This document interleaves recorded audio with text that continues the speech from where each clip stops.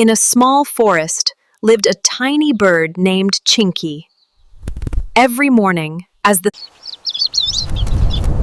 one day a strong storm came, shook, and Chinky's little nest fell to the ground.